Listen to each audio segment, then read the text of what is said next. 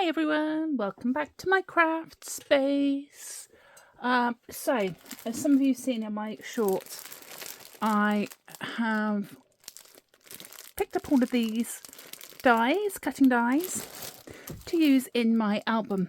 So, this is my first ever junk journal album, and I have seen people putting tags and pockets and things like that in. I've got a few so far. We'll have I think there's an update since I last put a short up. But we're getting there. But what I need to do, or what I would like to do, is add some more pages of spaces to put things in. Excuse all the stuff that's going to go in there. I've just been folding it in there as I go. Let me just show you what I mean by giving you an example. So, like here, with a pocket, it's got a nice little tag that fits inside. So what I've done is bought some cutting dies. This I cut out using my Cricut. So you can freehand them. Again, this was a Cricut template. But I bought some cutting dies to use in my big shop. Again,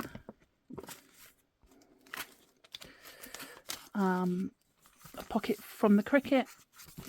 So I'm going to use my dies to see if I can make some coordinating pockets to go into this journal. Like I said, it's my first journal.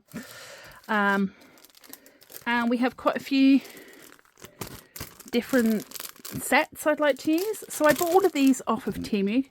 And as you know, with most things that come off of Temu, there are no instructions. So I have my tablet just off to the right. And I am going to work my way through these and see if we can figure it out together. How many we do in this video, I don't know. It depends on how hard they are or how easy they are. So let me just get up my Temu orders so I can look what these products are meant to be like, if that makes sense. I've selected some papers that will coordinate. This is some printed ephemera that I printed off of a website called Century Library. It is a subscription service, excuse the you-know-whats, but there are a lot of free images and these are all free designs. So I've got those to use. So this is a scrap of anagraphing, which is what I'm using. I'm using anagraphing. I will also just stretch around and get my Tim Holtz. So this is Tim Holtz Wildflower. I bought the Vault release of that paper, and I do have some scraps of it in this 12 by 12 pack that are just the bits left over, and I will get them out as well because they may be useful. Very much first time I've ever bought Tim Holtz paper. There we go. It is beautiful, but I am a cheap crafter. I never would spend money really on expensive paper, but I knew that the re-released Vault collection was a one-off. I've also just got some patterned foiled cardstock, and I've got a lot more paper in here. So let's go. We're going to start by trying to do a corner pocket. I want to just make sure that the corner would fit in my pages, which I think it will. Ignore the coughing elephant, that is the other half in the other room. I'm just trying to figure out where I'd like it. Sort of here, maybe. So it will fit. I think the best thing to do is just open it up, have a look. And I will try and load it up on my previous Temu orders. Temu. I sell over on a shopping app called Whatnot. If you want my details, my name is exactly the same. And over there, they don't like you using other selling platform names. So when I say Emu, I also mean Temu. So we're just opening that up. This is what it looks like. It looks like I need to take the parts out of the die to achieve what I need to do. But I am just going to open up my previous orders because, like I said, they are from China. They don't come with instructions. Whenever you receive a cutting die like this, you can see the small pieces of metal need to be released. So you can either do what I'm going to do, which is bend them and snap them out of place, put them to one side, and again bend them and snap them out of place. Or you can use a wire cutter if you've got a jewellery wire cutter and just snip off those parts, but in most cases they'll just bend out. So what I believe this is going to do is cut us our base piece, and then these bits are going to cut us the layering pattern pieces to go on top. As this is going to be the base, I want to do this in just a plain colour, so I'm going to go for the dark colour and then put a pattern on top. Let me just see what we're working with. I think this is a pretty straightforward one and I can work this out, but never say never. Oh, I can't load the picture anyway. Should we just cut it and see? That's the best way of doing it, is cutting it and see. So, just going to place that over there, move everything I need off my small space. Keep only what I need. I'm going to move these out of the way. I'm going to start by cutting this, and I'm going to cut this just on a piece of dark paper. I've got a bit of 12 by 12 here, but any size will do. And I'm just going to offer it up and roughly cut what I need. Best scissors in the world, by the way. Crafter's Companion. Nothing sticks to them. They're amazing. So, I'm probably teaching a lot of you how to suck eggs, or you might be brand new to die cutting. But I will talk you through what I'm doing as I do it. So this is my Sizzix Big Shot. It is a cutting brand by Sizzix. Cutting machine by Sizzix. Let me just roll this out, which uses pressure to cut images in. So it uses pressure onto a metal die to cut out shapes in materials. So what I'm going to do is use my standard platform and my cutting plate, because it is a thin die, and then I'm going to use these two cutting plates. So one on the bottom, then my item I'm going to cut into, then my die laid on top, and then my second cutting plate on top of that. And then I'm going to line them all up, feel the machine's gripped, just hold on and cut it.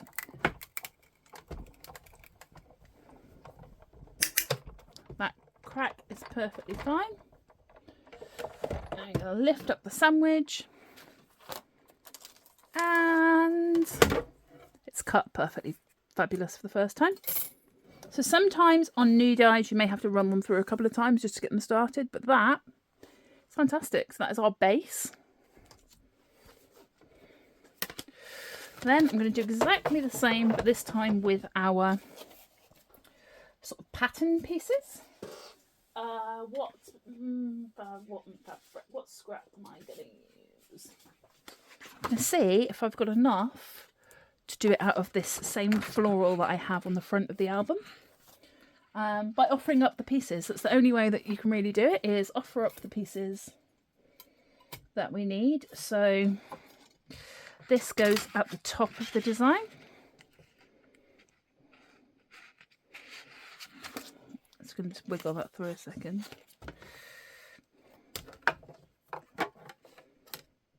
I am lining it up on my cutting plate, so once it's in place, some people like to tape them down. I'm not one of those people. And this one.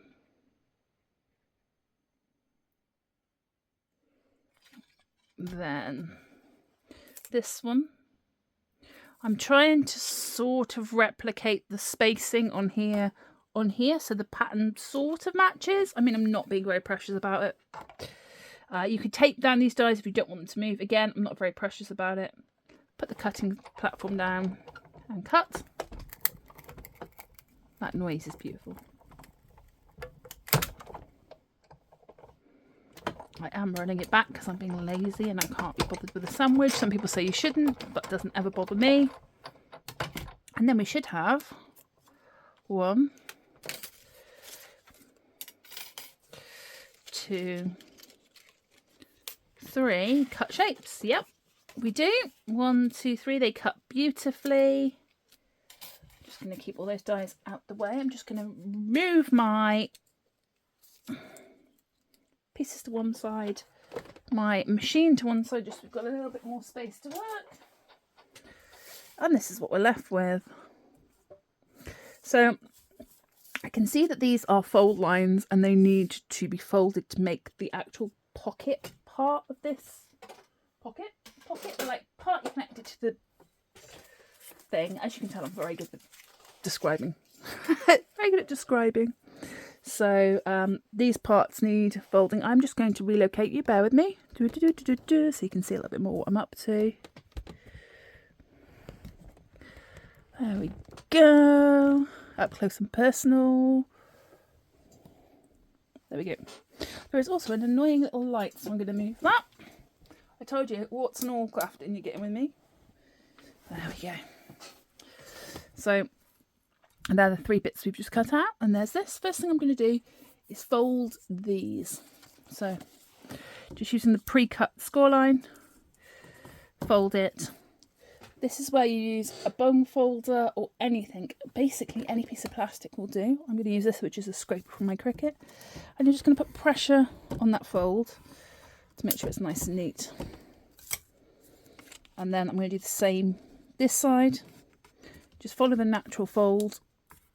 And then I'm going to scrub that down and scrub that down. And that is our pocket part. Just going to glue these onto the relevant parts. Would use my Barely Art glue for attaching it, which I'll do in a minute, but I'm going to just use a good old Pritt stick. A good old Pritt stick, if it's just paper to paper and you know it's a place that's not going to be pulled around, that's perfectly fine. And I'm just going to eyeball it. The thing I like about Pritt stick as well is there's a bit of wiggle room to it, so it doesn't really make that much difference. Again, generously just coat the back in Pritt stick.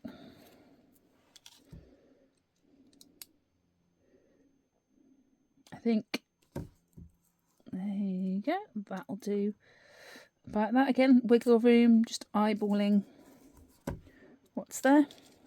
And then this one, again, generously just applying the glue. Oh, this time I need to line it up with the little ruches at the top. About halfway down. And there we have our pocket piece. That was nice and easy. I'm not going to apply it into my journal just yet because I want to cover the page. So let's get our journal back out. So sticky on that. So I quite often will clean my work surface with reusable makeup wipes.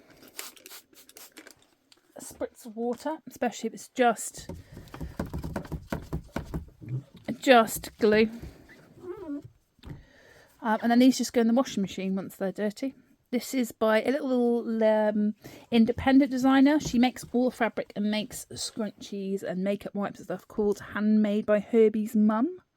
I will see if I can tag her in this video.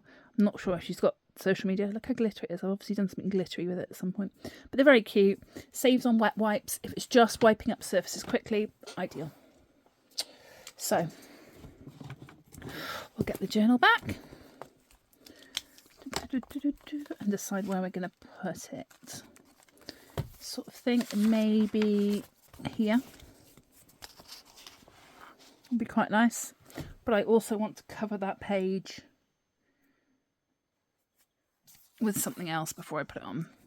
I don't think that's too stark, if that makes sense. So, I'm wondering if I have an offcut that is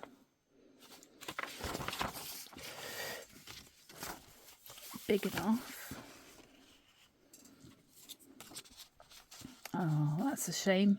I was going to use that offcutter there, but you can see through, so that's not going to work.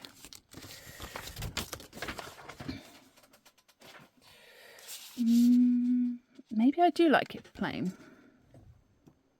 because this is going to have ephemera on it, or maybe I don't even like that page. So this is my problem when I'm... That's better. I like the contrast there, and you've got the detail on this side. So when I am gluing things in, Barely Art Precision Craft Glue, what I like about this is it dries quite quickly, but it also comes with this, which you're going to laugh at me at. It is a precision nozzle, excuse me as it's a precision nozzle, and it's a wider nozzle, so depending what you're doing, you swap the nozzle out. So I don't need a precision nozzle at the moment. I just need a standard one. This stopper just twists off. The nozzle just twists on, as so. And then let's not make the mistake that I have done previously. And let's only glue the parts that need gluing down. So just these two flaps. Give it a good shake. And a good squeeze. Come on, glue. Are we stuck? The nozzle, aha, here we go. Nozzle is blocked, which is not an issue whatsoever. You just grab a pin or something like that. That's one of these drawers has pins in. There we go. It does come with a pin as well, but I lost the original. Of course I did. So I'm just going to wiggle that down to free the glue. And then there you can see it is free. And you need less than you think with this glue, which is what I've learned. Like that and like that. And then I'm going to flip it over. I'm going to position it up a little bit. And there she is. I don't know what that noise was. It was me pushing on something, no doubt. Aha, that's what that was. So, this is the front plate of my book. I told you you'll get warts and all when we craft with me. I know I shouldn't have put it on. I think I'm going to take it off because I did just hot glue it, and I knew I'd be working in the book.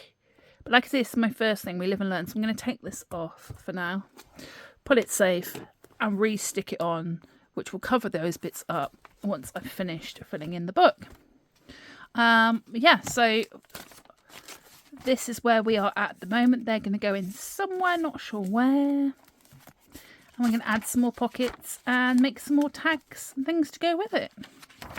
So that is the first of the dies that we have used from Temu. And look out for a video for the next one. Thanks.